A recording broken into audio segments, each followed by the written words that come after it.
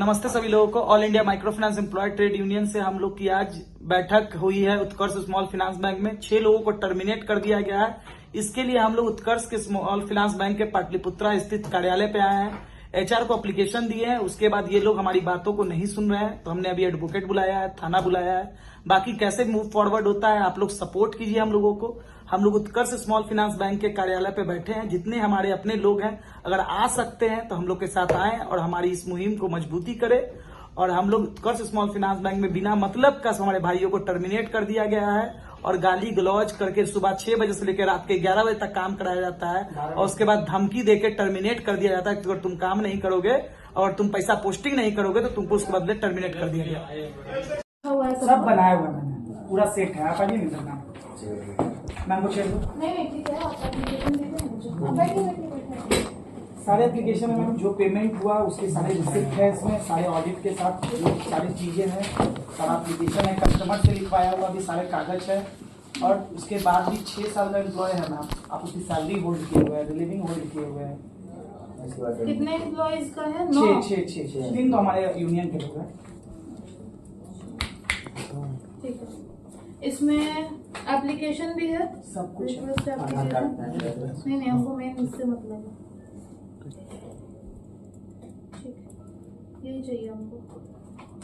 ये सारा हम अभी ले जाते हैं, देखते हैं, वेरीफाई करवाते हैं और अपने प्रोसेस के हिसाब से इसको आगे कंटिन्यू करें। ठीक है, तो मैम इसको थोड़ा बता देते ना क्या चीजें हैं। नहीं बता नहीं पाएंगे, ये कंपनी का चीज है ना, ये लेबर कोड थोड़े है। लेबर कोड हम तो नहीं बता पाएंगे, मतलब इन्फॉर्मेशन ये हम नहीं दे पाएंगे। जितने लोग एम्प्लॉयज होंगे यहाँ उन लोगों को चार्जशीट मिला होगा, तब शो कॉज नोटिस मिला होगा, इंक्वायरी हुआ होगा, उस समय सब हुआ होगा, उसी के प्रोसेस के हिसाब से सब हुआ होगा। नहीं होता है ऐसे हुआ कि मतलब जैसे पकड़ा, ठीक पैसा भरवा लिया, मतलब दोपहर में, शाम में यहाँ से मेल करवा दिया, लास्ट में पता चला कि मतलब नहीं सारा प्रोसेस के हिसाब से हुआ होगा। कंपनी है ना, प्रोसेस के हिसाब से ही काम करते हैं। तो आपने ये रिक्वेस्ट एप्लीकेशन हमें दे दिया है, अब हम आगे इसको वेरीफाई करके अगर जेन्युइन हुआ तो आप तक रीच आउट करेंगे, क्योंकि आपका एम्प्लॉय आईडी इसमें मेंशन्ड है। एम्प्लॉय आईडी के हिसाब से हमारे पास कॉन्टैक्ट नंबर है आपका, एम्प्लॉय आईडी है नंबर, तो अगर जरूरत पड़ा तो we will reach out to you.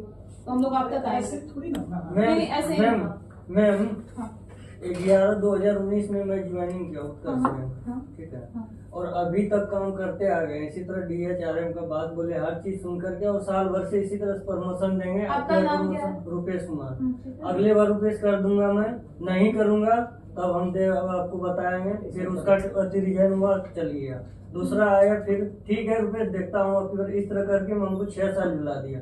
और अब की बार जो मेरे साथ में घटना हुआ, हम पहले उल्टा सीधा नहीं करते, बिल्कुल हम बंद मेरा रहता था। उसके बाद बोला कि हम है ना DHRM, हम है, ठीक है आप करो, पैसा अगर नहीं हो रहा वो कस्टमर दूसरे दिन पैसा ला के देगा, उसको दूसरे दिन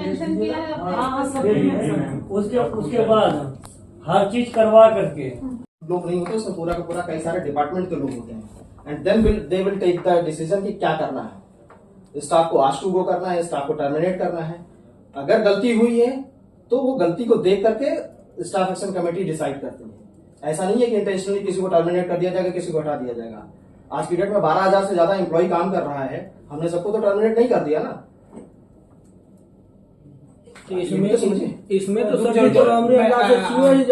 कैन ऐड सर, देखिए टर्मिनेशन हुआ है, चीजें आई एक्सेप्ट कि उन्होंने गलती किया होगा या जो भी चीजें काम के दौरान होती है। कोई बहुत बड़ा अमाउंट, 6 साल एम्प्लॉय कंपनी में काम किया, 10,000 किसी का मैटर है, किसी का 5,000 मैटर है, वो भी मैनेजमेंट के बोलने पे ही होता है। कोई इतना किसी का औकात नहीं है कि आपकी कंपनी में काम कर रहा है और पैसा लेके भाग जाएगा। किसी की इतनी हैसियत नहीं है। वो चीजें प्रोसेस से जब कोई बोलता है कभी कोई करता है। सर मैं भी RM के पद से डिजाइन होके और इतना सारा चीजों को बना रहा हूँ, आप उनको आपसे मिले भी हमें मत बताइए, हमें सारा कुछ पता है। हाँ तो ठीक है, चीजें फॉरवर्ड हुई है। फॉरवर्ड नहीं हो, जो चीजें होती हैं, आप अगर कोई गलत काम करेगा और बोले कि हाँ हमने इसको सुधार दिया तो गलत काम का ये थोड़ी दिया है सर। तो सुनिए सर, सुधार दिया है, बदले में इन्होंने जो गलतियां की, अगर आप कहते हैं गलतियां इन्होंने नहीं की है, पर उसके बदले जो पैसा था उन्होंने पे किया कंपनी को, तो बदले में आपने इसको टर्मिनेट क्यों किया सर?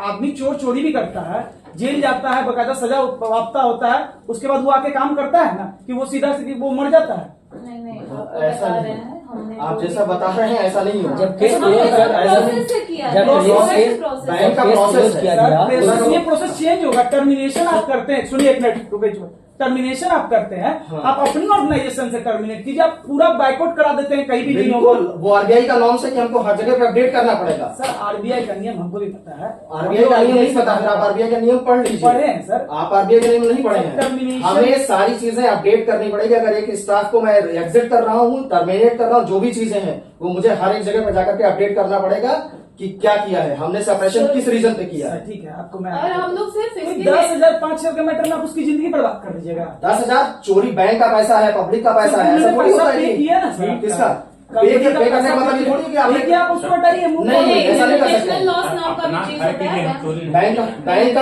है। बैंक का रेपुटेशन लॉस हुआ, वो कौन जिम्मेदार होगा? Reputation loss क्या हम होगा? हम लोग से करवाए। इस पे बहस नहीं करना है मुझे। इस पे बहस नहीं करना है मुझे। आपने अपना रिक्वेस्ट दे दिया है, हम आगे हेड ऑफिस को फॉरवर्ड करेंगे, ऑर्गेनाइजेशन में टेक अप। अरे ठीक है सर, ऑर्गेनाइजेशन में